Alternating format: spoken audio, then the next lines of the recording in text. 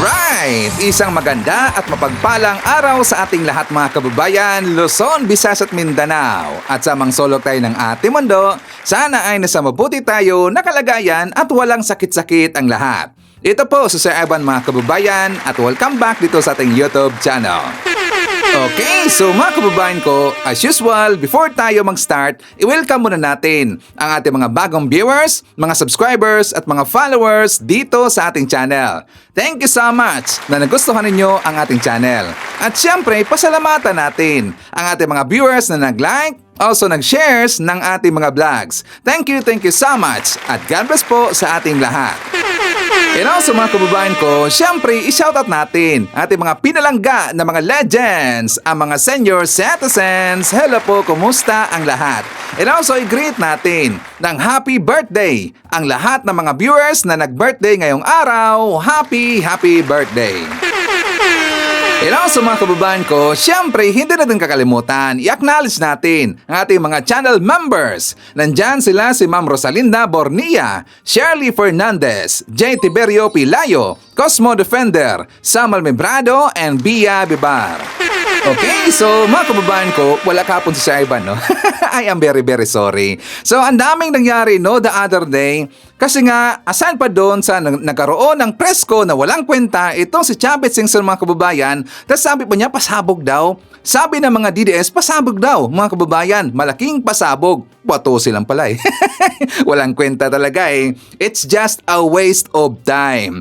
And also mga kababayan ko, babalikan lang natin itong si Chavez Singson. And also, di ba the other day na naaresto itong si retired General Romeo Pokis mga kababayan, yung DDS na gonggong na, di ba nanghihikayat siya na mag-aklasan yung gobyerno natin, yung PNP, yung AFP, at saka hindi na daw suportaan si President BBM. Nanghihikayat siya at that is inciting to sedition at saka rebellion.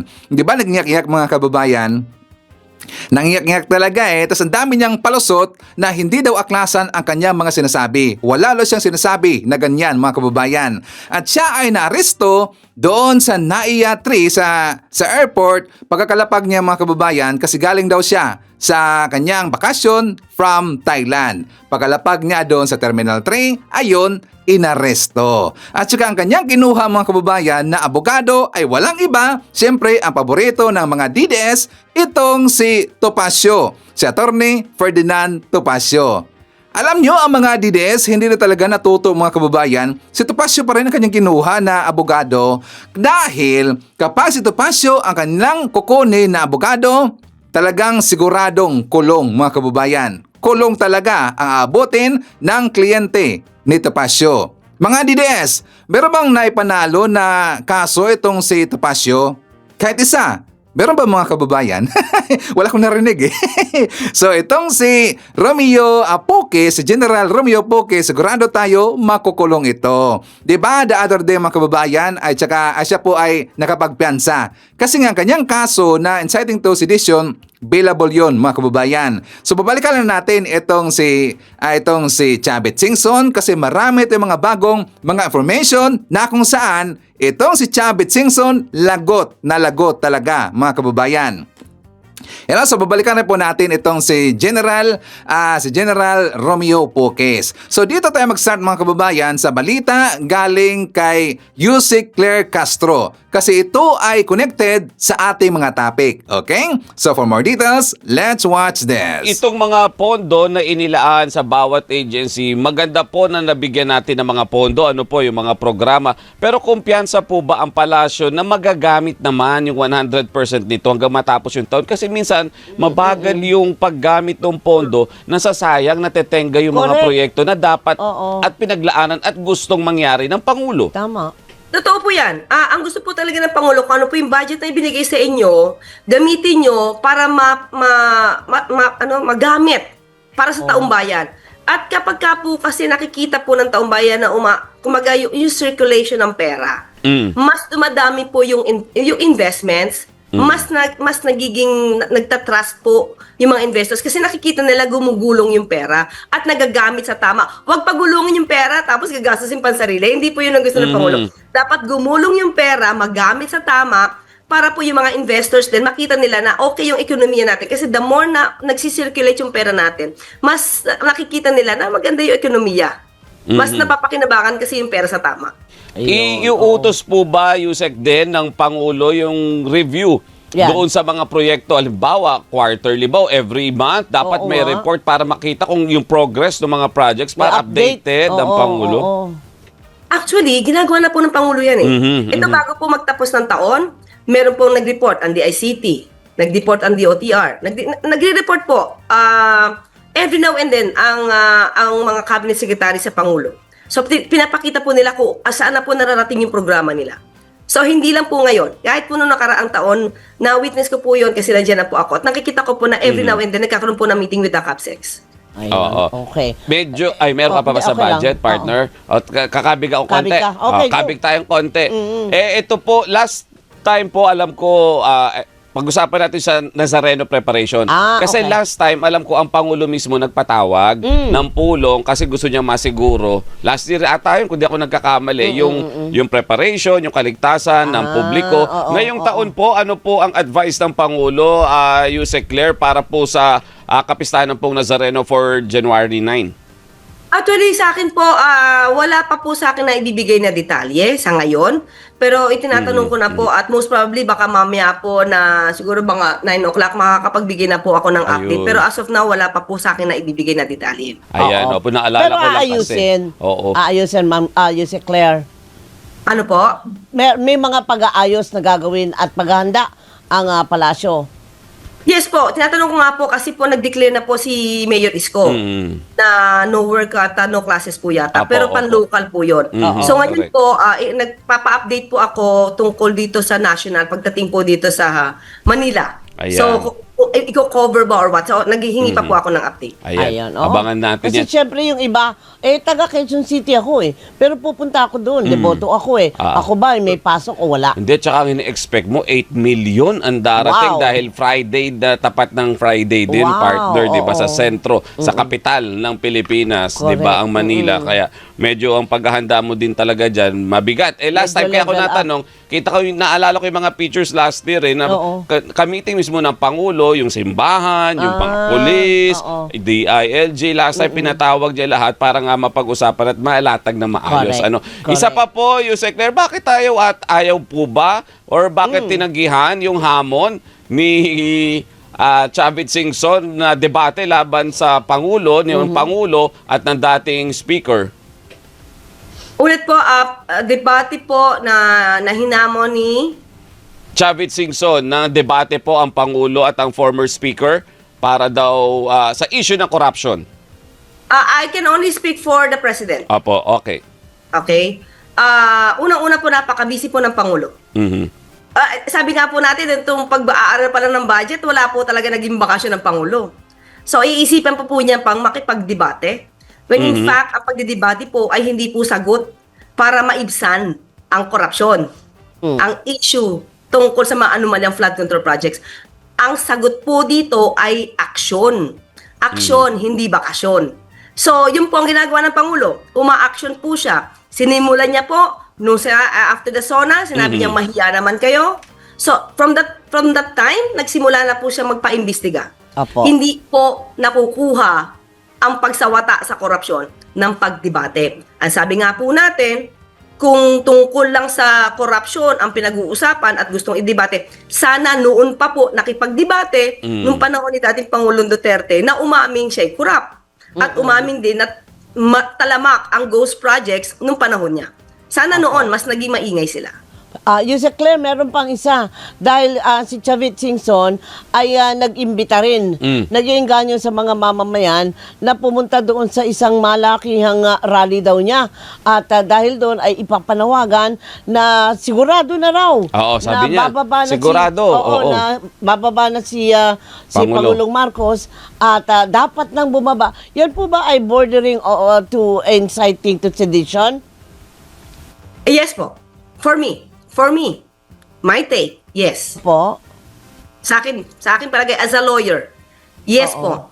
Dahil ang pag-iinggan niya sa tao para pabaksakin ang Pangulo, patalsikin ang Pangulo, inciting to sedition po yan. Ano pong gagawin ng gobyerno tungkol dyan? Kasi nag-press con po siya eh. Sa press con po niya yan sinabi. Okay, may iniinggan niya siya. Ang tanong lang natin, may nainggan niya ba siya? Okay. Pero Okay. ipapatanong ko po ito. Hindi po ako magdi-decision dito. Maaaring mag-decision po dito ang DOJ dahil meron naman po silang authority to investigate motu proprio. At tignan po natin. Hindi po ako makakapagsalita in behalf of the DOJ. Alright, okay. Okay na tayo. O sige. Dami na. Madami na at meron pa yata susunod si ma'am. Oo. Pero walk up like this talaga, hindi ako makamove on dun sa ano. Oo nga. How to be you po. How to be you. O, diba? Yusek, maraming. Okay, so ayan mga kababayan, ang sabi ni Yusek Claire Castro na malaking posibilidad na merong magpa-file ng kaso dito kay Chavit Singson. Either ang DOJ, either ang NBI or PNP or baka ang private citizen. At dapat na talaga na merong kikilos mga kababayan kasi ito si Chavit sumusobra na talaga eh. Dapat meron talagang magpa-file ng kaso dito either from the government, either from the private sector or sino. Kasi pwede, kahit sino mga kababayan, pwedeng magpa-file ng kaso na inciting to sedition dito kay Chavit Singson. Dapat lang, kasi nga sumusobra talaga eh. At saka itong ginagawa ni Chavit mga kababayan, itong galawan itong DDS style na to na sila ay nagimitan lang mga kababayan, wala silang pakialam na kanilang ginagawa ay makakasira na sa ating gobyerno. Kasi sila ay naggamitan mga kababayan. Naintindihan nyo ba mga DDS? Naggamitan lang ang mga DDS at saka itong si Chavit Singson. Siyempre si Chavit, merong personal interest yan. Pati ang mga DDS, meron ding mga personal interest. So silang dalawa, ang grupo na yan, ito si Chavit at saka yung DDS, naggamitan lang yan mga kababayan, di ba? Kasi gusto makabalik sa power itong si Chavit para masulto sa kanyang mga kaso at para mahawakan niya ulit at saka magagawa niya ulit ang kanyang ginagawang kalokohan since noon pa. Di ba maraming nagsasabi na mga netizen, kahit hindi netizen, yung mga nakasama noon ni Chavit na daw itong si Chavit ay dekada-dekada nang ginagawa ang kanyang anomalya at saka mga korupsyon. At saka mayroon pa nga na di umano land grabbing issue mga kababayan itong si Chavit Singson. Di ba sinabi yan ni Pibos de la Quera? At saka in the coming days, according kay Pibos mga kababayan, meron siyang ilalabas na mga ebidensya tungkol dito kay Chavit Singson at ito'y kaabang-abang talaga na daw di umano merong land grabbing na ginagawa itong si Chavit. Aabangan natin yan mga kababayan. Tapos doon rin sa press con ni Chavit the other day, kanyang hinamon si President BBM ng debate tungkol sa flood control anomalies daw mga kababayan. Gusto niya makikipagdebate kay President BBM. Sino ba siya? Diba? Sino ba siya para patulan na makikipagdebate kay President BBM? Hindi siya papatulan ni PBBM. Bakit? Unang-una, napaka-busy ho ni President BBM. At kapag papatulan ni PBBM, itong si Chavit Singson, magiging relevant lang itong si Chavit mga kababayan. At saka mag-iingay lang ang kanyang pangalan. Kaya hinayaan na lang yan ni President BBM. And besides, walang time dyan si President BBM. Ang dapat hahamunin dito ni Chavit ng debate yung grupo na mga Marcos loyalist, 'di ba? Grupo na mga Pinklawan, mga Dilawan, yung mga solid supporter. Yan ang dapat niyang hamunin ng debate kasi hindi siya aatrasan, mga kababayan, 'di ba? Nakakatawa talaga eh. So ngayon, bakit nag-double time itong si Chavit Singson? 'Di ba ang dami ng mga akusasyon sa kanya mga kababayan, meron na nag-file ng kaso sa kanya at saka marami pang iba, maraming naglabasan ngayon ng mga bagong ebidensya against kay Chavit. Lalo na, ito ang isa sa dahilan at isa sa mga maraming dahilan nga pala kung bakit nag-double time itong si Chavit. Kasi nga diba siya ay nanghihikayat ng rally, one time, big time rally daw. At saka sigurado pa siya na matatanggal na sa pwesto si President BBM kapag matuloy yung one time, big time rally na sinasabi niya. Sigurado talaga eh. Diba nakakatawa mga kababayan? Kasi nga makailang beses na yung big time rally nila. Natanggal ba sa pwesto si President BBM? Hindi. Makailang beses na nag-rally ang INC. Ang pinakamalaking rally na nangyari yung grupo lang kapag nandyan yung INC, mga kababayan. 'Di ba? Kasi kapag mga DDS lang, alikabok lang yan eh. Totoo naman talaga eh, 'di ba DDS? Alikabok lang ang mga DDS. Kasi 'di ba tingnan nyo, kapag mag-rally, ito mga DDS like grupo nila ni Celes. Nung una, grupo nila ni Harry Roque. Yung grupo ng mga maisog, iilan lang naman ang mga grupo na yan. 'Di ba? Ibig sabihin, yung grupo nila ni Celes, yung grupo ng maisog at marami pang iba, alikabok lang yan. Lumaki lang, alalaki lang yung rally, magiging big time rally kapag nandyan kasama nila yung INC. 'Di ba? Tama naman yan eh, kasi marami yung INC mga kababayan. So ngayon, sino pa ang maniniwala dito kay Chavit Singson? Meron, yung mga DDS na mga tanga. Yung mga oto-oto, yung mga bayaran. Yun lang ang mga maoto dito ni Chavit Singson. Di ba nakita pa nga natin sa pictures na ibinigay or ipinost ni Pibos Talakera mga kababayan na daw merong bayarang nangyayari. Tapos sa kanyang binayaran ng grupo, mga Muslim daw yun, mga kababayan. Tapos siya ang nanghihikayat, yun daw ay binayaran na grupo na yun ni Chavit para magsagawa ng rally sa Manila. Para daw lusubin sa palasyo si President BBM. Tas yun lang ang grupo na yun. Tas ano pa ang kanyang sinasabi? Ano ba ang kanyang sinasabi na one time, big time rally? Makailang beses na nilang nagawa yung big time na rally mga kababayan. Tas diba doon pa sa kanyang statement, idinamay pa niya yung ating Panginoon mga kababayan? Or Panginoon ba talaga natin ang kanyang binabanggit doon? Kasi sabi niya, I'm sure na matatanggal si Bongbong Marcos now, ngayon daw. Ngayon, the soonest possible time, nagmamadali siya mga kababayan. Dahil nasa atin ang katotohanan. Katotohanan ba? Hindi tayo pwedeng pabayaan ng ating Panginoon. Sinong Panginoon yon? Malaking tanong yan. I believe in God, I believe in miracles, and I believe in destiny. Ano ba ang kanyang destiny? Baka ang kanyang destiny mga kababayan, doon na sa kulungan. Di ba nagmamadali talaga itong si Chavit Singson? Kasi kapag ngayon daw mang rally, ngayon daw mangyari yung rally, matatanggal na daw sa pwesto si President BBM kasi hawak daw nila yung katotohanan mga kababayan. Hindi nga nag-viral ang kanyang press con mga kababayan. 'Di ba? Unlike doon sa una niyang press con, yung first na press con, talagang nag-viral yon. Talagang milyon-milyon ang views noon mga kababayan. Tapos yung last, the other day na press con, hindi man lang umabot ng 500,000 na views mga kababayan. 'Di ba doon mismo sa kanyang account, hindi nga umabot ng halos 500,000 ang kanyang views doon. Ang ibig sabihin, marami na mga tao na hindi na interesado dito kay Chavit. Bakit? Kasi kapag ikaw ay kakapit, lalo na mga DDS, talagang kakapit dyan kay Chavit Singson. Bakit? Siyempre galante yan eh. Lulunukin lang nila ang kanilang pride. Lulunukin nila ang kanilang pride mga kababayan. Bakit? Kasi ang habol nila ang pera ni Chavit Singson. Kapag ikaw ay didikit at kakapit dito kay Chavit Singson, madadamay ka katulad sa nangyari nung unang rally na nandun itong si Chavit Singson. Ano si Ivan? Let's watch this. Ayan na siya, si Chavit Singson. Ang sabi niya, nakikiisa daw siya sa laban kontra corruption. Kaso hindi bobo ang mga Pilipino. Kaya ayan, pakinggan ninyo.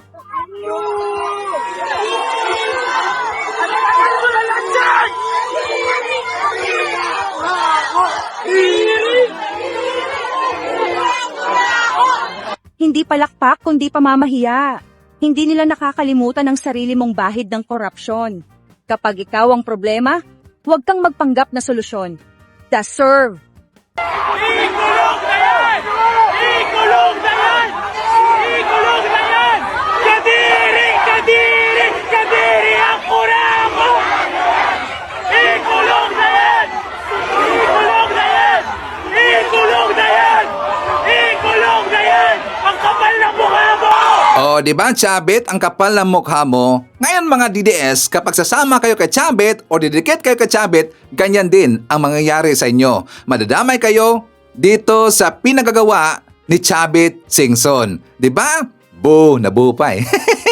Di ba? Tinatawag pa na kawatan. At saka, Chavit, dapat no na panunuorin ulit ito ni Chavit mga kababayan para mahimasmasan ang gunggong na yan, para magising sa katotohanan na itong si Chavit ay wala nang naniniwala sa kanila. Yung naniniwala lang, yun lang kanyang mga binabayaran na mga rallyista at mga vlogger.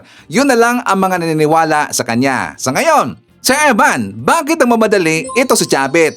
Ilalo na ngayon na ang kampo ni Ramil Madriaga naglabas ng picture na kasama ni Chavit itong si Ramil Madriaga.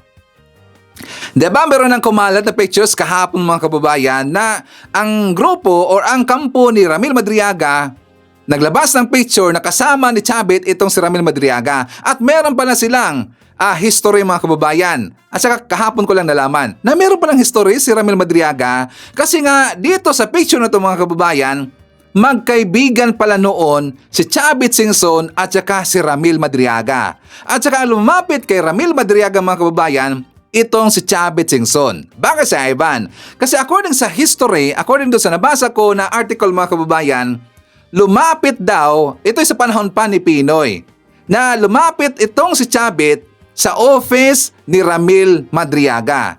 Kasi si Ramil mga kababayan, yan ay intel. Legit yan na intel mga kababayan. At talagang siya ay pinagkakatiwalaan ng intelligence agencies. Kilalang kilala itong si Ramil Madriaga. And also, pinagkakatiwalaan din ni Pinoy si Ramil Madriaga.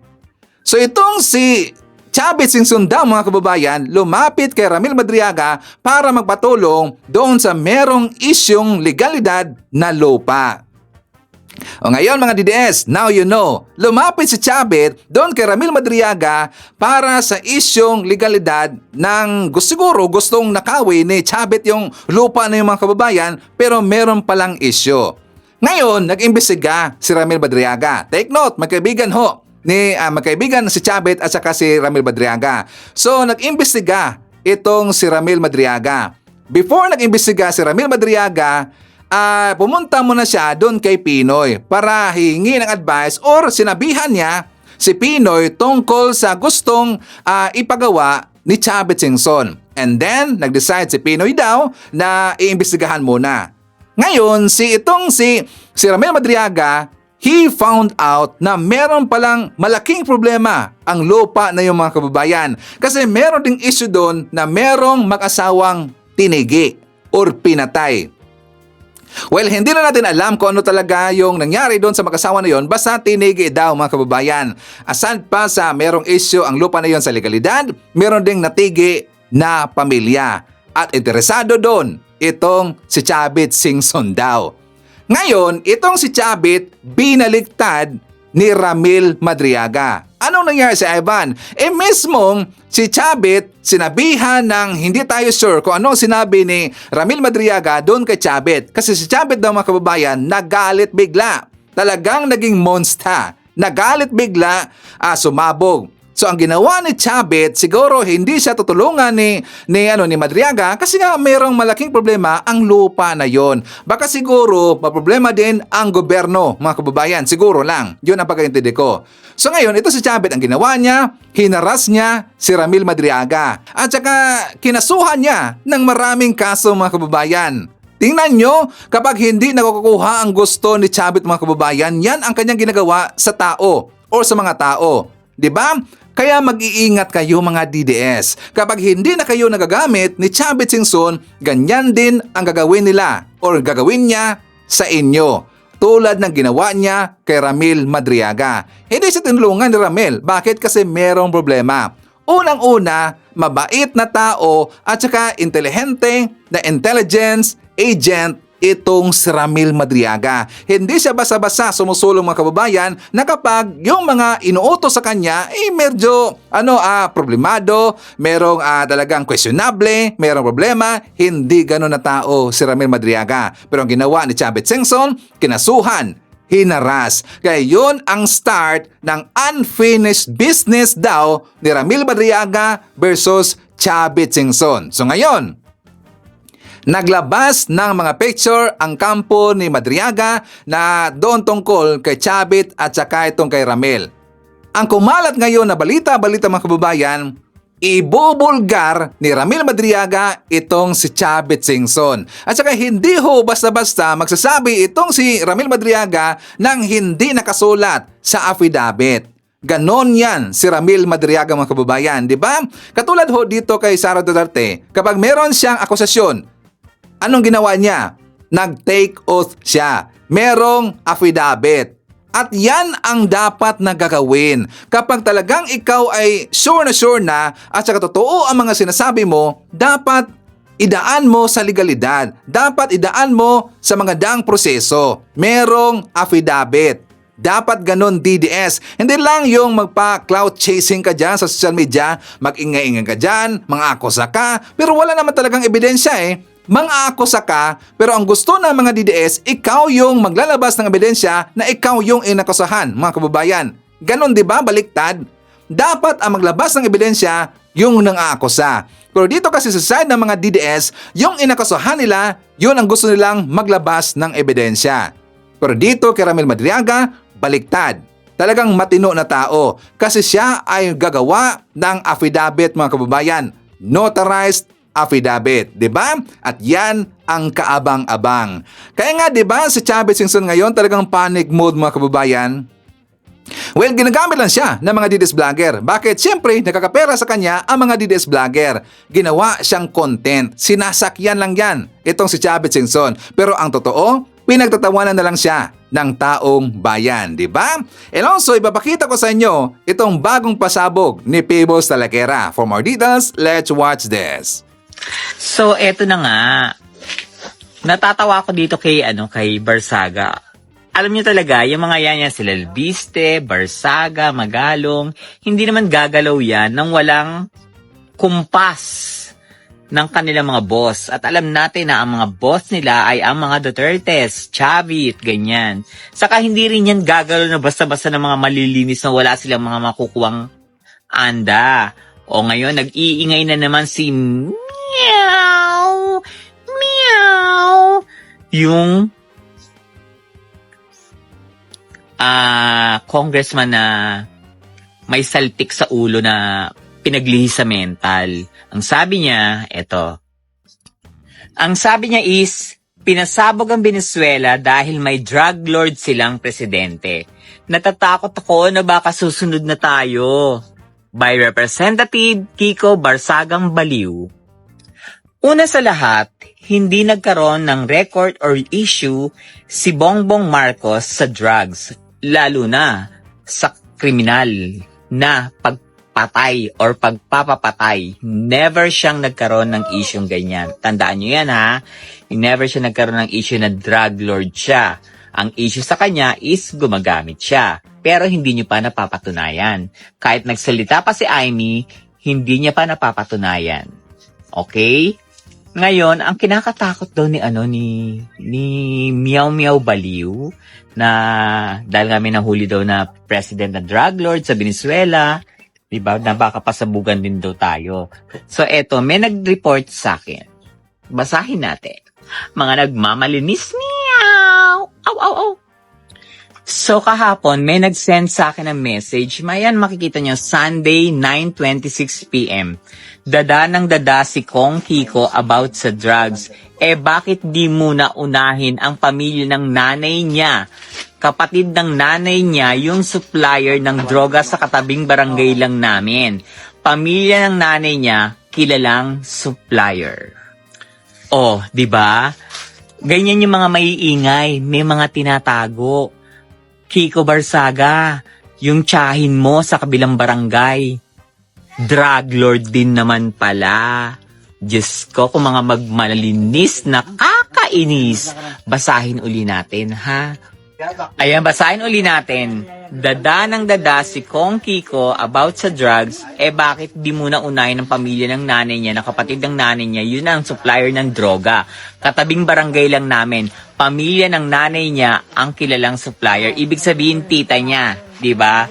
Ngayon, ita-translate natin to sa salitang pusa.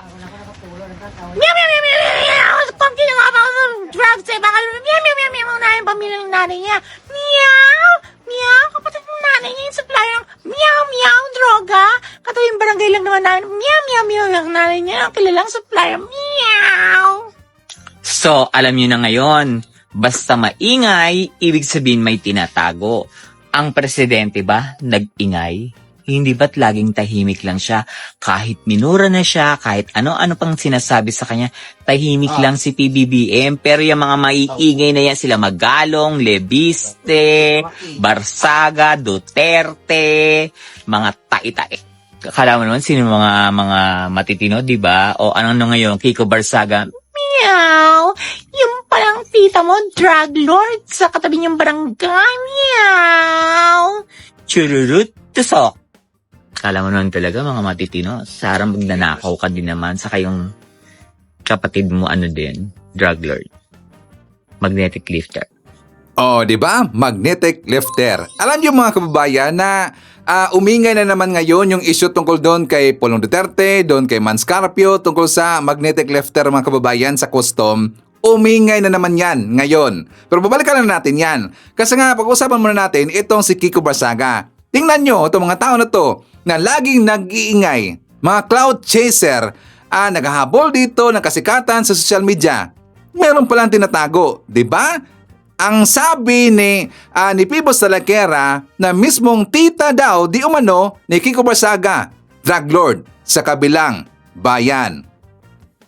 O, di ba may tinatago na baho si Kiko Barsaga? Kaya pala siya ganyan. Kaya pala, lagi niyang tinitira si President BBM para malihis yung issue tungkol sa kanya, mga kababayan.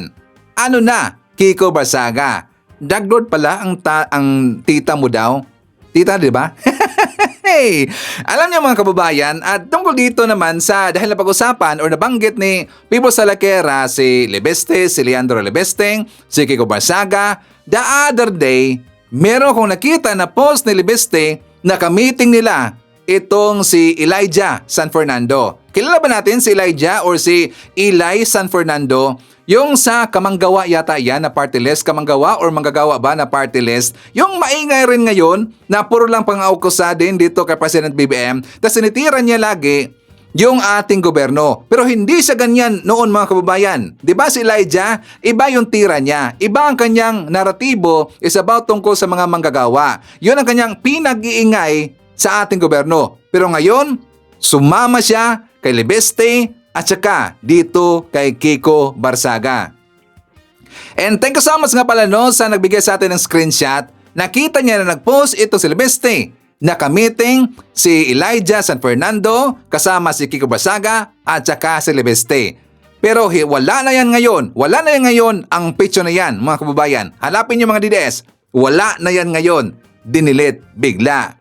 Kasi meron sinasabi, di ba mga kababayan, na meron sila mga bagong mga personalidad na kanilang pasisikatin against sa gobyerno natin. Aside pa doon kay RJ Lim na napag-usapan na natin the other day, ito rin siguro si Elijah San Fernando mga kababayan. Kaya itong si Elijah, under na yan sa aming monitoring. Minomonitor na yan ng mga pro-admin supporter at ng mga pro-admin vlogger mga kababayan. Itong si Elijah. Kasi kapag siya ay maglalabas na ngayon ng issue tungkol sa ipinag-iingay dito kay Kiko Barsaga at sa ni Leandro Lebeste, sigurado na tayo na siya ay baka kinontrata ng dalawang gonggong na yon. At meron na siyang pauna mga kababayan. Ano sa Ivan? Tungkol doon sa Lebeste Files. Anong Lebeste Files? Tungkol doon sa Cabral Files daw mga kababayan na hawak ni Leandro Lebeste.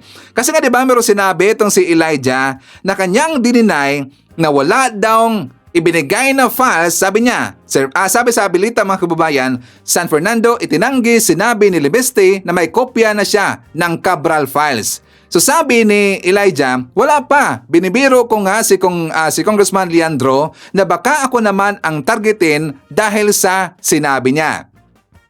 O diba, bigla siyang sumakay mga kababayan. Napansin ba natin yan? Bigla siyang sumakay. Kasi ang issue sa Cabral Files, napakasikat yan ngayon. At kapag ikaw ay didikit or kakapit sa issue na yan, talagang sisikat ang pangalan mo mga kababayan. So yan ang ginawa ni Elijah. Kasi ka cloud chaser at baka ito rin ay plano ng tatlong gonggong na yon. Tatlong gonggong, ng dalawang gonggong na yon. Yung 'di ba ngayon nasama na sa grupo si Elijah doon sa dalawang gonggong na si Leandro at saka itong si Kiko Barsaga. Malamang sa malamang kinontrata na ang tatlong ito. At sino kaya ang nasa likod sa kanya? Hindi malayo. Baka si Chavit Singson. Baka lang DDS. Baka si Chavit Singson. At ang mga Duterte. Well, sigurado naman talagang Duterte. Pero itong si Chavit, well, hindi pa tayo 1,000% sure. Hindi pa 1,000% sure. Anong 1,000, Sir Ivan? Sure na yun According kay Pibo Salakera, na ang nasa likod ito ng mga pag-iingay na to ay si Chavit Singson daw, mga kababayan, di ba? So nakakaduda, baka itong si Elijah San Fernando ang bagong hard nila na mag-iingay.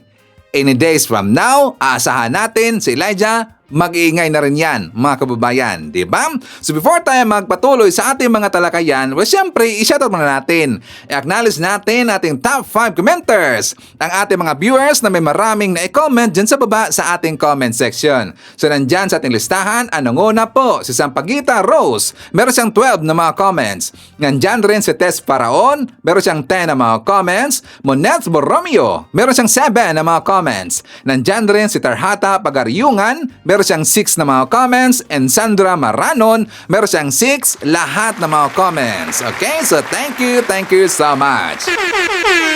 At syempre, i-shoutout natin ating mga soki, mga early birds. Yun ang una sa pag-comment dyan sa baba sa ating comment section. So nandyan ang una na nag-comment, si Zaida Taha from Riyadh, Saudi Arabia, Romel Ordunes from Philippines, Ruben Gorospi from Los Angeles, California, kasama rin natin si Alexander Villas from British Columbia, Canada, at nandyan rin si Noel Narcida, Maki Kwan, Fernan Andaya Jr., nandyan rin si Flaviana Abila, Erlinda Arinas, BTS Army, Abby Smith, at saka shoutout daw sa Lumagi family. Nandyan rin kasama natin si Erlinda Arinas, Elizabeth Bacolcol, Jen Rabara from UK, Eliza Ancheta from Como, Italy, nandyan rin si Susan Sipagan, Mextalk Vlogs or si Tita May Dunes from Los Angeles, nandyan rin si Banje Borluza, Rosemary Castelio from Rome, and hi to Sir Jaime Garcia from Nottingham, UK. Okay. Mga kababayan ko, babalikan lang muna natin itong si Retired General Romeo Poques. Di ba nag-iingay mga kababayan? Tas nakakatawa talaga sa kanyang interview, no? Kasi nga nagpalusot ang gunggong neto. Hindi daw pag-aaklas ang kanyang mga sinasabi. Pero kung ipapakita natin ang kanyang mga sinasabi, will talagang mapapahiya ang gunggong neto. For more details, let's watch this. Anong case po ninyo? Inciting to sedition. Meron doon po ba kayong mga nagpipahayag ng pagka-aklas laban po sa gobyerno o sa AFP? Ayun na nga yung inciting sedition is parang nanghihikayat ng sedisyon na pabagsakin ng gobyerno. Hindi ho namin ginagawa yon sa gobyerno. Kami lamang ay nagpapahayag ng damdamin, matinding puot, galit ng mga tao. Tulad ninyo, tulad natin lahat, tulad ng mga pulis, tulad ng mga sundalo, na nararamdaman natin yung yung paglapastangan ng mga taong pinagkatiwalaan natin, mga taong binoto natin, na pagsilbihan tayo, pero sa halip, tayo ay winalangya. Ninakaw nila yung pera ng taong bayan. Yun ang gusto natin mapanagot. Pero Mabigyan ng justisya. is it true, sir, na nag-hikayat kayo sa militar na mag-aklas po sa pamahalaan? Hindi, wala tayong mag-aaklas. Hindi po pwede yun. Yun, masasabi natin mag-aaklas, babagsakin ng gobyerno, talagang sinisius yun. Pero hindi nang ginagawa, hindi ko ginawa yun. Hindi ko ginagawa ng United People's Initiative yun.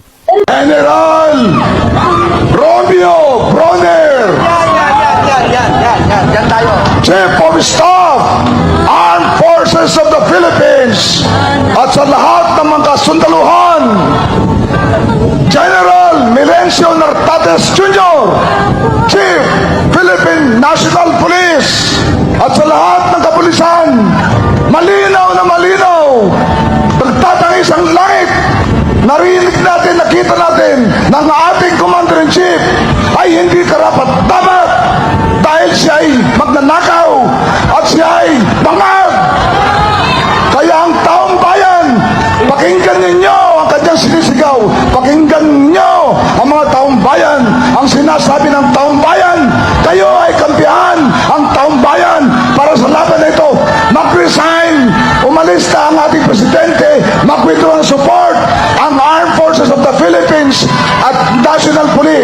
sa isang Commander-in-Chief na bangag at magnanakaw. So ngayon, tatalungin natin itong mga DDS mga kababayan, hindi ba pag-aaklas ang kanyang sinasabi doon sa rally? Sige nga DDS, hindi ba yon panghihikayat na umalis na at saka hindi na susuportaan si President BBM? Hindi ba yon pag-aaklas?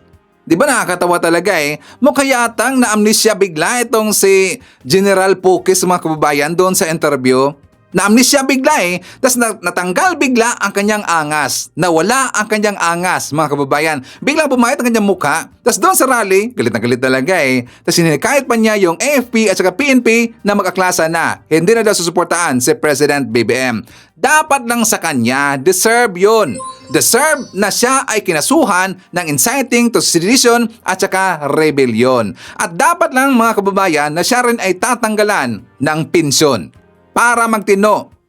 Pero siguro no, kahit tatanggalan siya ng pensyon, baliwala lang yan eh. Bakit? Kasi malaking tao ang funders. Mga mayayaman kasi ang funders nila, mga kababayan. For example, di ba, sila si Chavit, mayayaman yan eh. Mga Duterte, mayayaman yan. Ilalo na ang grupo nila ni Kibs, mayayaman yun, mga kababayan. At marami pang iba. Siguro kung tatanggalan siya ng pensyon, baliwala yan sa kanya. Mag-iingay pa rin yan, mga kababayan. But one thing for sure, mga DDS, makukulong itong si General Pukis. Bakit? Kasi ang kanyang kinuha na abogado ay si Attorney Ferdinand Topacio na wala pang kasong naipanalo. Pero siya ay paborito ng mga DDS. So yari ang mga DDS. Yari itong si General Pukis, mga kababayan. Diba?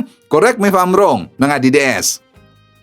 So ngayon, ipapakita ko rin po sa inyo mga kababayan itong sinabi ni Mike Abe. For more details, let's watch this. Mga Duterte supporters kasama ang vloggers at iba pa, pero hindi ko nila lahat.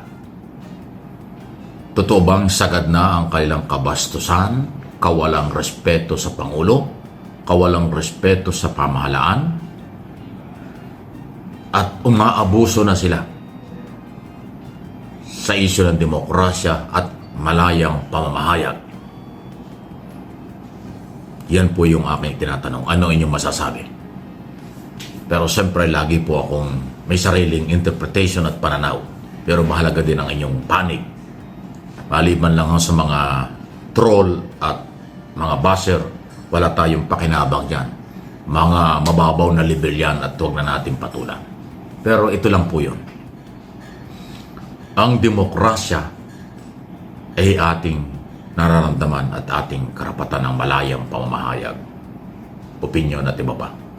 Pero pag sobra na, hindi na yan parte ng demokrasya. Kawalan ng respeto, kabastusan, kababaan ng level, ng pagkatao, ng sinasabi at iba pa. Pero hindi ko nila lahat. Karamihan sa kanila ganun. Kung lait-laitin nila si Pangulong Marcos at si First Lady, ganun-ganun na lang. Gagawa ng fake news, ipapakalat, personal na ang batikos. Hindi na issue lang.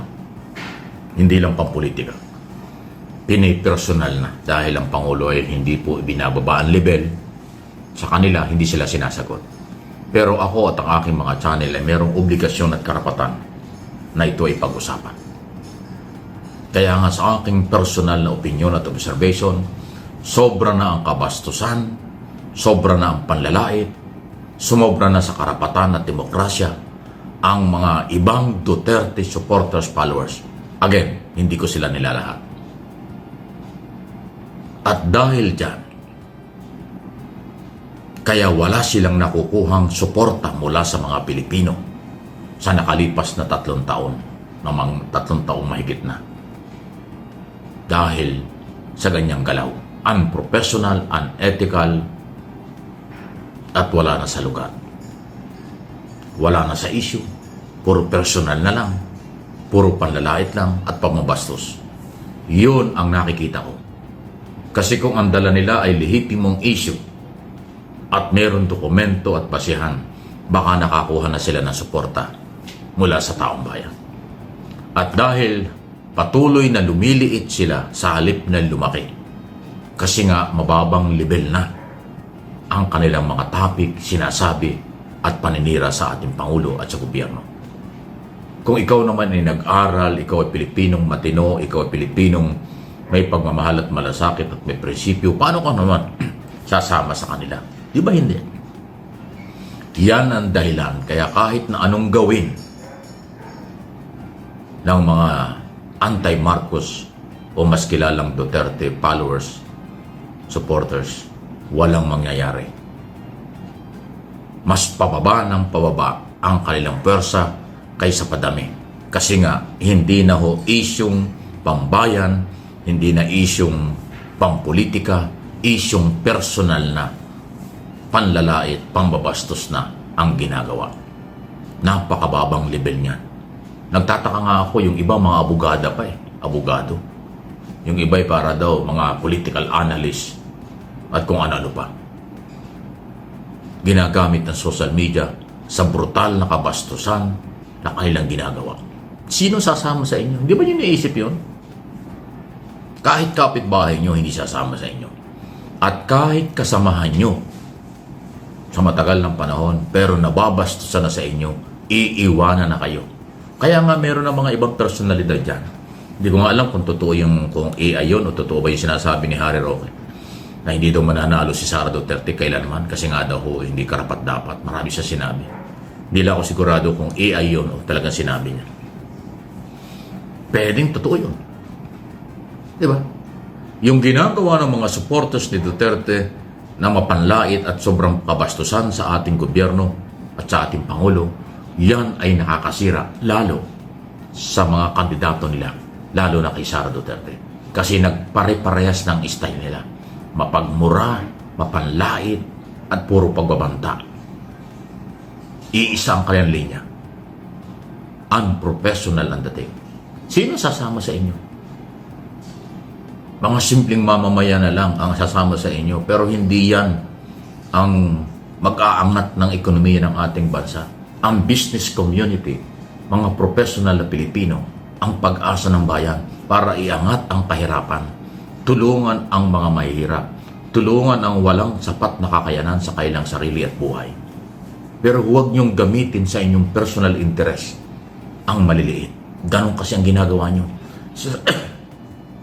Sa halip na iangat niyo ang buhay nila, ginagamit lang niyo sa inyong propaganda. At ang business community at professional na mga Pilipino, hindi naman talaga sasama sa inyo. Maliban lang yung mga negosyanteng merong interest, political interest sa inyo, na akala nila kung sakaling manalo kayo, gaganda ang buhay nila at gaganda ang negosyo nila. Ang lahat ng yan ay temporary lang. Ang tunay at kapayapaan at malasakit sa bayan, yun ang dapat magtagumpay. Kaya kahit sinong maging kandidato nakakampi ni Pangulong Marcos sa 2028, naniniwala akong masusuportahan nyo ng taong bayan na matitino na botante sa loob at labas ng ating bansa. Ang susuporta sa mga Duterte dahil lang sa kailang paniniwala sa mababang level na usapan, yun lang yun. Pero tandaan nyo, hindi iaangat ng mga Duterte ang inyong sarili dahil gagamitin lang kayo at ginamit lang kayo. Nakita nyo si dating Pangulong Duterte.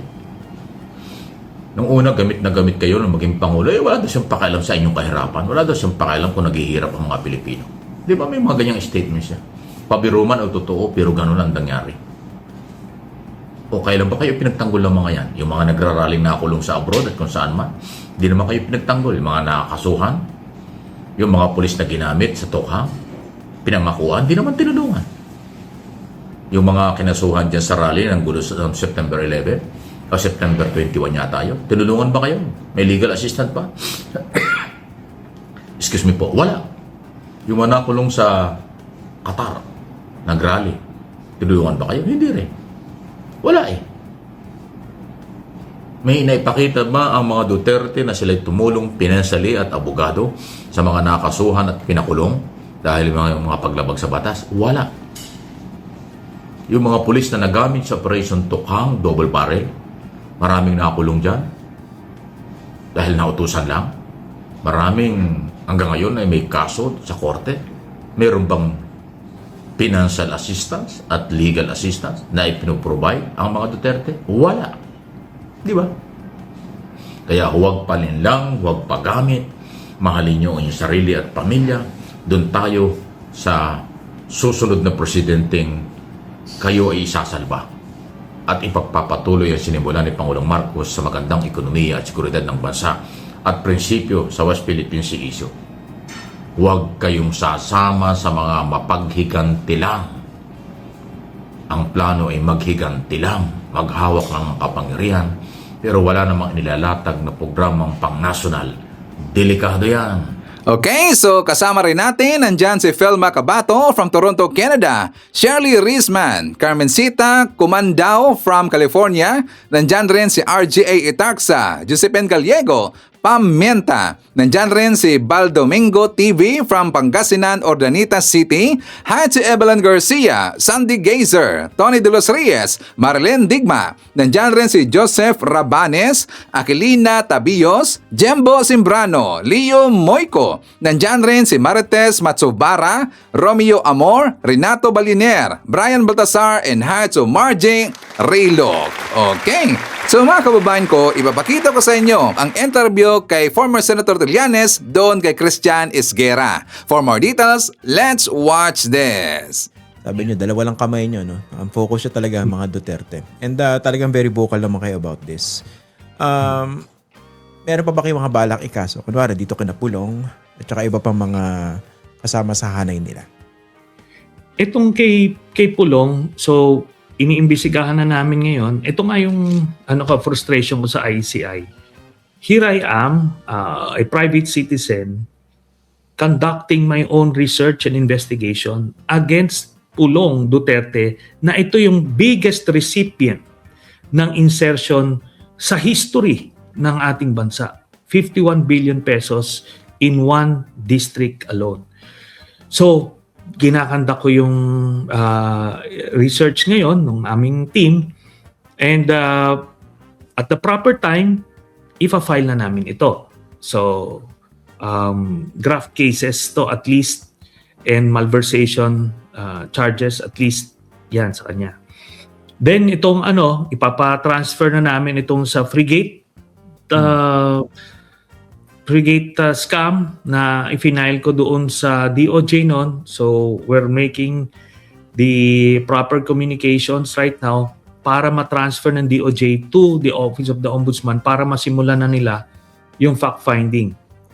So, ang dami na rin naming testigo at ebidensya para dyan against kay Bongo naman yan at kay Duterte. Ito yung tungkol sa frigate. Tapos, we're hoping yung final namin na illegal drug smuggling case against Pulong Duterte, Manscarpio, Michael Yang, and the others mag-progress with DOJ. So, matagal na nasa finding phase yun. So, hopefully, umakyat na yan sa preliminary investigation phase. So, yan. Last year naman, nag-file na ako yung kay Bongo, yung sa CLTG. Hopefully mahinog na rin yan sa Office of the Ombudsman within the coming weeks or months. How about the ICC factor? Kunwari ito pong si Bato de la Rosa na hanggang ngayon nagtatago pa rin. Although nakakapaglabas naman siya ng mga mensahe pero hindi nagpapakita sa Senado. Yung sa ICC kasi, yun na lang yun. Antay na lang niya kung saan na lang bahala mag-decide kung anong palagay niya, meron na bang warrant o wala. Pero habang nag-a-absent siya, na ngayon dinedeclare ng various government agencies na wala pang warrant, those are grounds for expulsion sa Ethics Committee ng Senado. So gagawin ko rin yan, ipa-file ko rin yan, pero patatapusin ko itong kongreso na ito, itong session na ito, hanggang June. So, sa next SONA, pagka wala pa rin si Bato, I'll be filing the ethics case against him for dereliction of duty. Oo, kasi grabe ang PC ninyo. No? Pero syempre, kung umabot ng June, at hindi pa rin papasok yan, sayang naman yung bayad sa kanya, yung pasweldo sa kanya. Tsaka kawawa naman kaming bumoto kay Bato. Tindi ng pag-asa namin kay Bato . Oo. So, yan, yung 'di ba, yung representation. Grabe. Sorry, hindi ko mapanindigan. Joke lang yun, pero hindi ko kayang panindigan eh. Okay. Oo. Yeah. Ayun, So, in the- yun yung mga that's the plan basically para dito sa mga taong ito. Pero yung sa yung sa ICC, no, meron bang ano yung posibilidad po na makapaglabas din ng warrant dito kay Bongo, no? And of course, baka pati si Vice President Sara Duterte madamay dun sa kaso. Alam mo, Christian, I wish na nakasama talaga to si Sara kasi talaga namang nung 3 years na mayor siya from 2010 to 2013 laganap din yung EJ case nun sa Davao City. But unfortunately, talagang masyadong mataas yung standard ng quantum of evidence ng ICC. Ang kanila is certainty of conviction bago sila mag-i-issue ng warrant. And hindi lang ito basta-bastang kailangan redundant yung mga witnesses at saka documentary evidence. So in the case kasi ni Sara, hindi nako-corroborate yung statements nila Las Cañas and Matobato. So of course, I will not rule that out. Baka meron pa ring corroborate ng statements niya. Anong statements sila. Pero sa ngayon, honestly speaking, as somebody na nakatutok dito, mababa yung probability na mai-issue ng warrant si Sara Duterte. Pero si Bongo, sabihin na nating nasa 80%. Di ba? We are almost there. Kaunti pa. Paano nyo Ganon din masabi kina na- Albayalde. Sorry po, Yeah. yung isa, ganun din kina? Albayalde. Okay. Yung kay Bongo, ba't nyo po nasabi na 80%? 80% chance na ma-indict din siya at makapaglalabas ng arrest warrant against him? Hello? Wala ba si Senator? Ako nawala. Hello? Guys, comment naman kayo. Ako ba nawala o si Senator? Ayan. Okay na. Yan, nakabalik na. Okay. Akala ko ako So- na lang eh. Okay, yung ba't nyo nasabing 80%? Yung ano bang, when you say 80% na masasama sa kaso si Bongo at makakapaglabas din ng arrest warrant? Ito, sa akin lang to, no? I'm not speaking on behalf of the ICC prosecutors. Meron silang sarili nilang assessment. But on my end, having seen the whole body of evidence against Duterte, against Bato, and comparing that with the body of evidence against Bongo, masasabi ko na hindi pa ganun ka-level. Kumbaga, nandito yung kay Bato, nandito yung kay Duterte, yung kay Bongo, ilang notches short siya or below doon sa level nila Bato. But tuloy-tuloy yung investigation kasi ng ICC prosecutors. Kaya ongoing yan as we speak. And very critical yung testimony kasi ni Garma. Kung nagtuloy si Leonardo, baka na kompleto na yon. Kaso siya he decided to roll the dice with the Dutertes, yun ngayon. So hindi tumuloy si Leonardo, si Colonel Leonardo. Oo, na-interview siya ng ICC pero nasway siya to go back dun sa kampo nila Digong. Kaya hindi siya tumuloy. Doon sa mga hindi familiar, no? How crucial that testimony would have been in terms of the testimony of Colonel Garma? Okay. Kasi, while pareha silang mga originals dun sa National Death Squad, ang nag-refer nga kay Leonardo is si Garma eh. Yeah. Ito kasing si Leonardo, siya yung pinakang operations officer ni Bongo doon sa kanilang Special Operations Branch. 2 branches ito eh. Si Bongo kasi hindi lang siya paymaster. Kung hindi siya yung pinakang pinuno nung isang branch. Itong si Duterte nasa taas, no? So 2 branch. Yung isang branch, itong kay Bato, ito yung PNP, yung ginamit yung double barrel, 'di ba? Ito yung pinapatay nila yung mga civilians, 'di ba? Yung mga ordinaryong Pilipino. Ito namang branch ni Bongo, yung Special Operations Branch, ang pinapatay nito yung mga karibal nila sa distribution ng droga. So, yung karibal ni Michael Yang, kasi ang drug lord nila is si Michael Yang. So, lahat ng mga karibal na triad, yun yung pinapatay. Yan nga, di ba? Isang sample na yan, yung nangyari sa Davao Penal Colony. So, yun. Isa yon, mga karibal nila yon. Tapos, yung iba pang mga ninja cops na tinatawag nila, ito yung mga police, member ng PNP, na distributor nung mga ibang triad, protector ng ibang triad. So sila naman yung pinapatay. Para nga masolo nila Duterte, nila Michael Yang, yung buong illegal drug trade, mamonopolize nila. So si Bongo ang head nun, counterpart niya si Bato.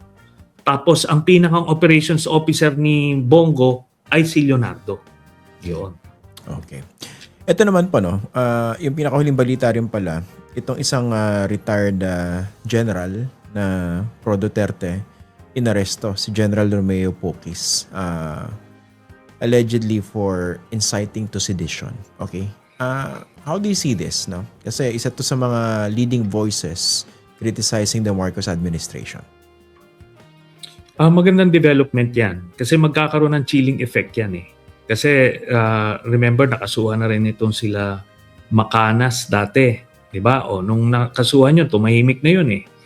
Tapos ngayon, ito ngayon si General Poquis. Meron pang ibang generals sa pagkakaalam ko, retired generals na kinasuhan. And makita mo, medyo tumahimik na rin. At magkakaroon ng ng chilling effect dun sa mga retired generals na makikita nila na mayroong consequence. Hindi pwedeng manawagan ka ng withdrawal of support tapos walang consequence. Ganun lang talaga yon. Kailangan nilang tanggapin yon. And makikita natin, effect niyan, magiging mas maingat ang mga retired generals ngayon sa pag-i-issue ng kanilang mga statements. At na-mention ko na rin, meron ding mga pending I forgot to mention pala na may mga pending cases din against DDS SOCMED influencers. So marami yan. So baka na rin yan, mag-mature na rin yan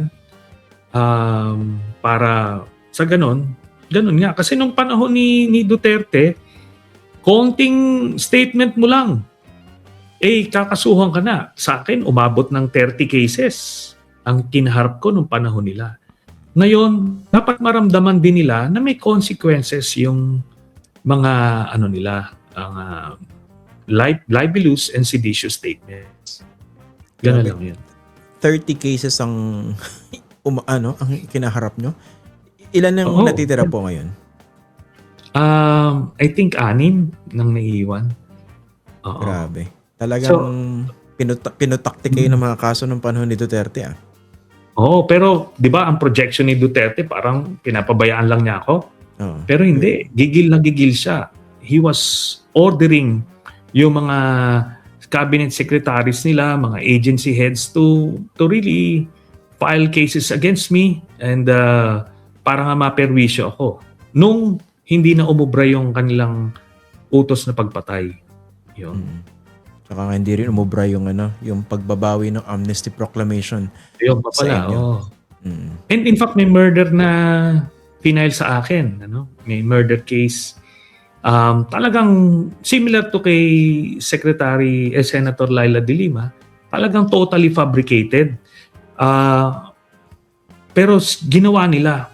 Buti na lang, may mga may mga PMA generals noon sa PNP na nagsabi sa kanila na hindi to uubra.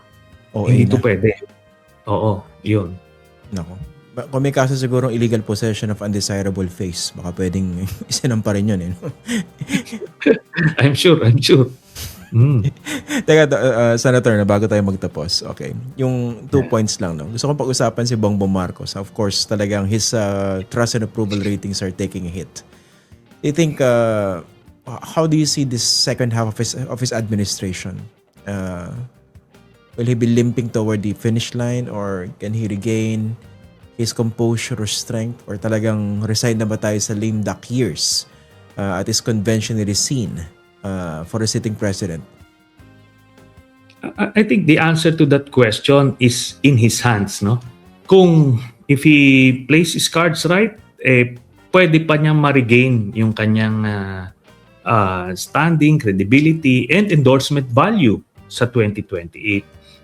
Pero kung if he plays yung script nung kalaban niya, ito mga Duterte, di talagang he will be limping up to 2028. Ang nakikita ko rito, one way to reverse his situation is kailangan niya ng he needs to go on full-on offensive against the enemies of the state, not only the enemies of his administration, but the enemies of the state, specifically those who are working on his ouster. Kasi pagka political dissent lang, okay yan sa democratic space. Pero yung talagang papabagsakin mo na yung gobyerno, yung administrasyon, kalabang ka na ng Estado. And alam niyan dapat ng mga gumagawa nito.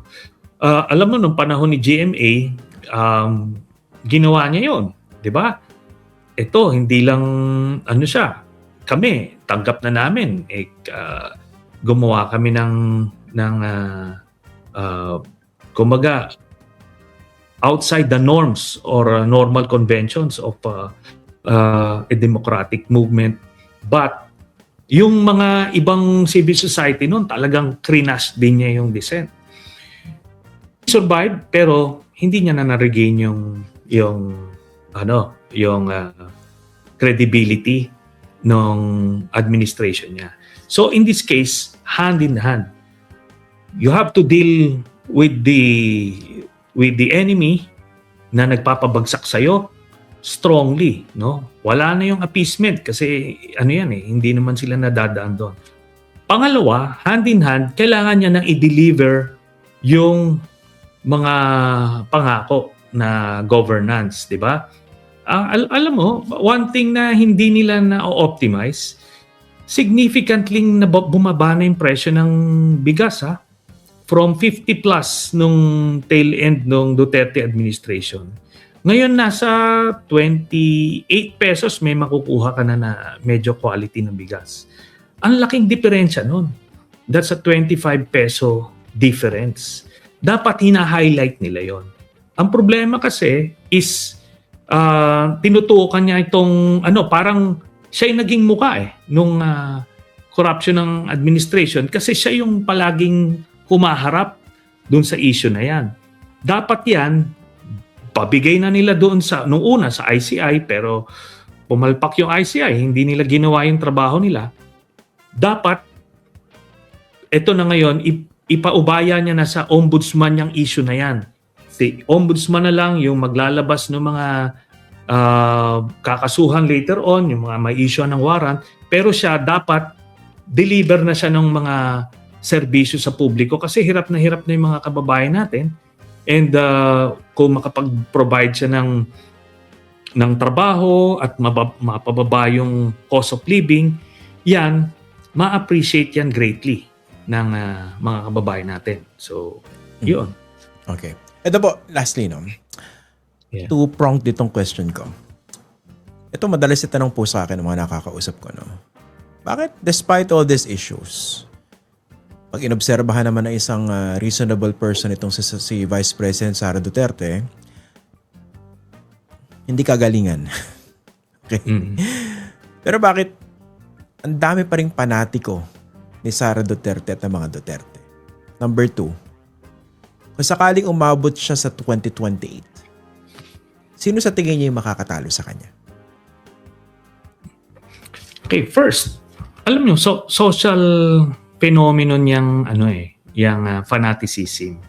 Di ba nga, pagka umabot kasi ng level ng ganon, yung cult following or fanaticism, yung pagsuporta mo sa isang personality, di ba sa US nga yung sinasabing yung pinainom ng Kool-Aid, di ba yung isang preacher na sinabi dapat madadala tayo sa langit, inumin nyo ito. Ininom nila lahat sila nalason Ganun yon. Pag umabot ka na ng level, wala nang gagawing mali yung iniidolo.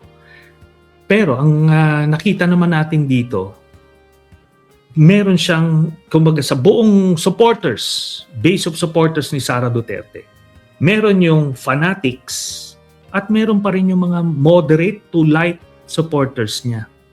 Na yung iba nadadala lang ng bandwagon, yung iba name recall, meron yon. Yun ang target natin. At eventually, huhupa yun, mababawasan yun.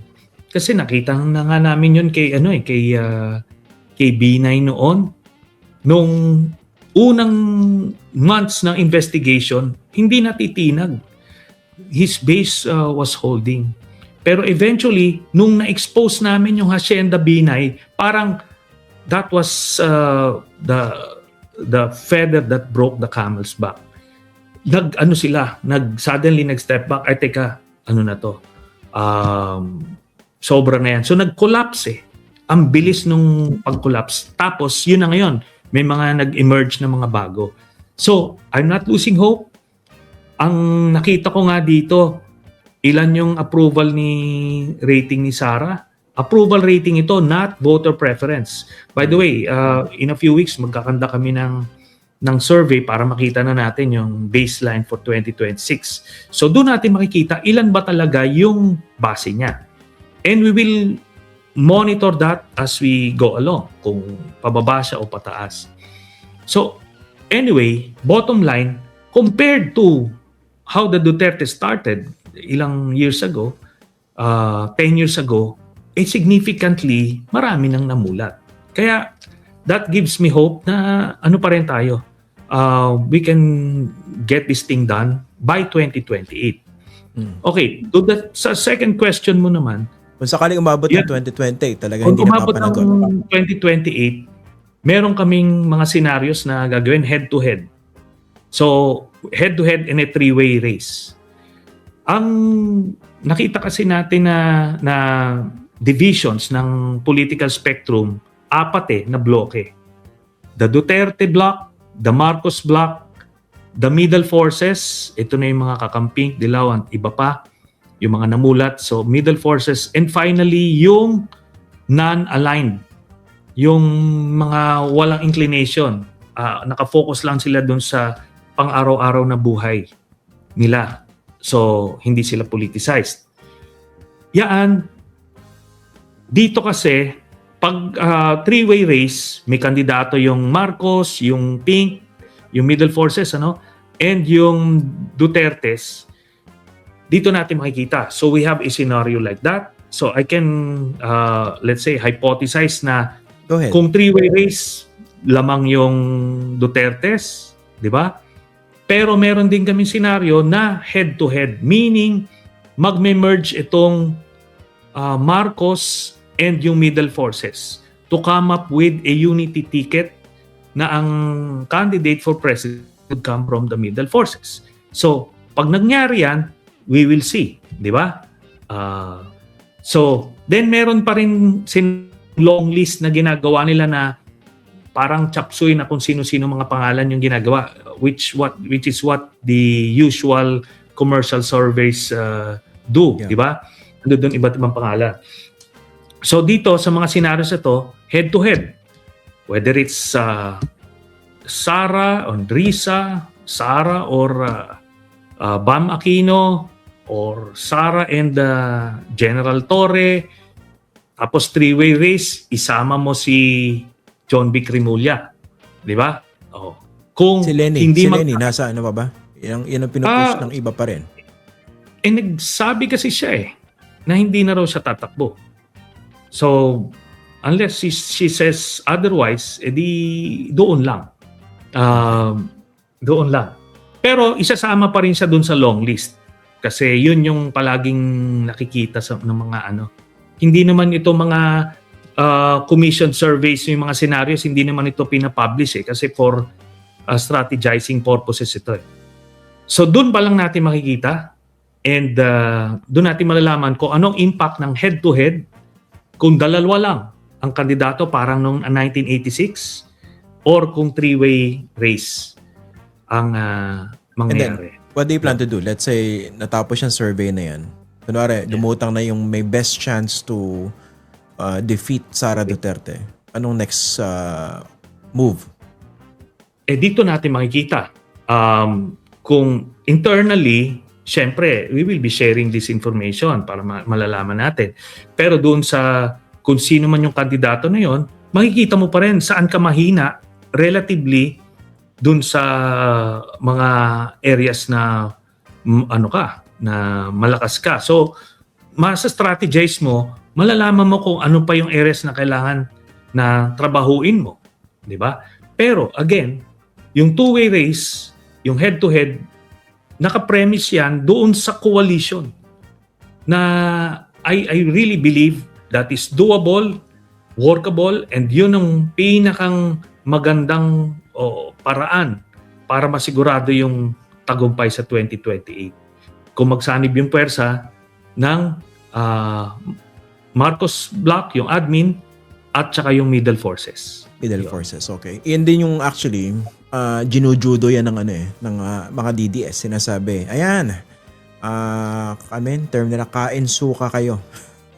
So, yan ang balak nyo, no? Conspiring against the Dutertes, yung mga kakamping, yung middle forces, quote-unquote, with BBM. Sa ganitong reality po, hindi ba magmumukhang case of death yung, let's say, endorsement or support na administration despite the machinery and all doon sa coalition candidate? Kasi nakita na rin po yan natin yan in previous election cycles. Yung binabasbasa ng isang mabantot na administrasyon, talaga natatalo. Yes, ando dun yun. Pero kung ang basis mo yung Arroyo administration, probably applicable yun. Pero let's remember, the Marcoses, they also have their own set of fanatics na yung Marcos loyalists.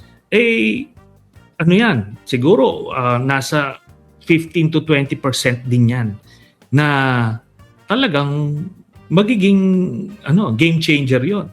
Hindi ito yung ang perception. Remember, di ba nakita mababa na yung ratings ng Marcos administration.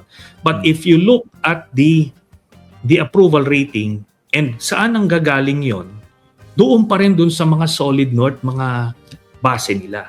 And hindi mo makukuha yon. Kunyari, magsabihin mo, tayo na lang mag-isa. So, three-way race yun. So, ano ba ang mas magandang tsansa? Yung three-way race o yung head-to-head with Sara? Saka walang kandidato si BBM, di ba? Wala siyang kandidato. Wala siyang kandidato. Unless nga i-push nila si John B. Pero ang bottom line dito is, if that is, sige, mangantsaw sila, DDS na sabihin, kain suka, o kung ano man pangangantsaw nila, hindi naman mawawala yung pangangantsaw. Whether mag-forge ka ng coalition with the Marcoses or not, dudurugin ka pa rin nila ng social media nila, ng fake news sila. They will continue to do what they're good at. Pero, ang tanong dito is, if that is the price to pay para lang serbisyo tayo at masimulan na natin yung reforma sa ating bayan, hindi ba kayang malunok yun? So yun yung kumbaga something to ponder upon by the middle forces. So Okay. yun. Ito, last na talaga to. You mentioned si former PNP Chief Nicolas Torre. So ngayon, General Manager po siya ng MMDA. What do you think of his potential for president? Ano lang, ano yung preliminary analysis ninyo? Given what he had done sa PNP, paano niya inaresto itong si Kibuloy at saka itong si Duterte, pero with the way he was treated by the administration, but of course, he kept quiet, waited until the new appointment came. Pero ako personally tingin ko, bakit MMDA GM? Hindi ba? I mean, all things taken together or considered, what do you think of his chances as a possible presidential candidate of this coalition forces? Okay, let's assume na mag-shine siya dito sa MMDA. Then eventually, sabihin mo na in a few months baka ma-promote siya sa isang cabinet position. Hindi natin mapepreclude yung mga ganun. Tapos eventually, kung siya yung gawing admin candidate ng Marcos administration, malaking maganda chance niya kasi una-una Ilonggo siya. And pinanganak at lumaki siya sa Mindanao. Talagang doon yung base niya. Tapos PNP siya, PNPA graduate at PNPA na ngayon umuno basically sa buong PNP. So the whole machinery, magtutulong yan sila, one of their own. So as an Ilonggo, he speaks the language. So yung Region 6, may edge din siya. MMDA chairman siya ngayon. So Metro Manila, he can start working on that. Kung endorse siya ng Marcos administration, so yung Solid North, makukuha niya. He would have the initial numbers na pwedeng itapat o higitan kaagad itong kay Sara. In terms of yung personality niya, nakita ko may meron siyang charisma, may connect siya sa man media on the savvy street. siya. Media savvy, and pag nakita mo lang siya, naglalakad, how he deals with the ordinary people, may connect may nag-gravitate sa kanya And malaking potential yon. I'm not saying na ito na yan, but maganda yung potential. Yon, sabi natin. Okay, so kasama rin natin, nandyan sila si Monty Del Rosario, Bika Marquez from California, USA, Santa Maria, Nestor Potian, Liberty Torino, nandyan rin si Belma Soles, Rick Bernal, Leonardo Manansala, Bergie Pugian, at nandyan rin si Tarhata Pagariungan, Erica Mapagmahal, Jovi Montero, Ninita Umali, Salvacion de la Cruz, Jaime Cantal, nandyan rin si Unaj 177, Lauro de la Cruz, Emmy Mapalad, Elizabeth, Marina Fukuta, Tony Rogers, Jubita Gibson, and hi to Carmen Villaflor. Okay, so mga kababayan ko, yan natin manakalap na mga balita ngayong araw. Kung nakabot ka po sa portion na to, sana nakapag-like na ho tayo. Libre po ang mag-share, libre din ang mag-subscribe. Again, maraming salamat sa mga viewers na hindi nag-skip ng ating mga commercials. Thank you so much. At before natin tatapusin ang ating programa ngayong araw, sana sabayan nyo sa Sir Ivan para sa ating live messaging prayer. Panginoong Diyos, sa pagsisimula ng bagong linggo, iniaalay namin sa iyo ang aming pasasalamat at pagtitiwala. Hinihiling namin ang iyong patnubay, karunungan at lakas para sa aming Pangulong, President Ferdinand Bongbong Marcos Jr. Ingatan mo siya sa bawat hakbang, ilayo sa anumang panganib at puspusin ng malinaw na pag-iisip at pusong naglilingkod sa bayan. Bigyan mo siya ng tapang na mamuno ng may katotohanan, katarungan at malasakit. Pagpalain mo ang aming bansa ng kapayapaan, pagkakaisa at pag-asa ngayong linggo at sa mga darating pang-araw. Idinadalangin ko ito sa pangalan ng ating Panginoong Jesucristo. Amen. So maraming salamat mga kababayan, and I hope to see you again on my next video.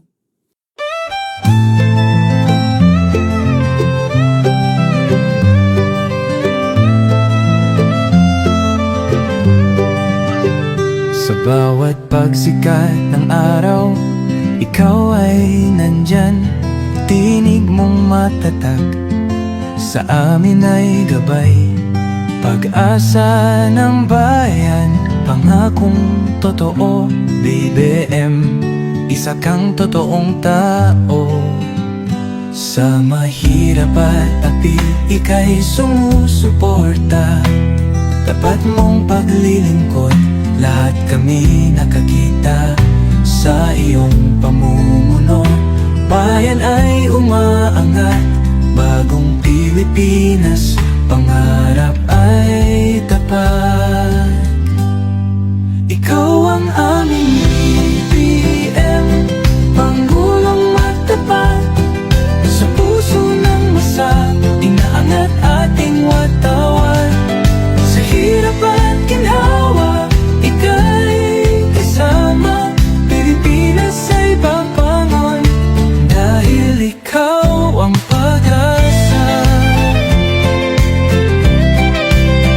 Mula Luzon, Visayas, hanggang Mindanao, boses mo'y umaabot. Dala ay pag-ahon, magtulungan, magkaisa. Sabi mo sa lahat, para sa bayan, ikaw ang aming alamat. Ang pangarap mong bansa, taas noo masagana. Manggagawa't magsasaka, binigyang halaga. Serbisyong totoo, hindi pagpapanggap. Ang puso ng bayan, ikaw ang hinahanap. Ikaw ang aming BBM, Pangulong matapat. Sa puso ng masa, inaangat ating watawat. Sa hirap at ginhawa, ika'y kasama. Pilipinas ay babangon, dahil ikaw ang pag-asa.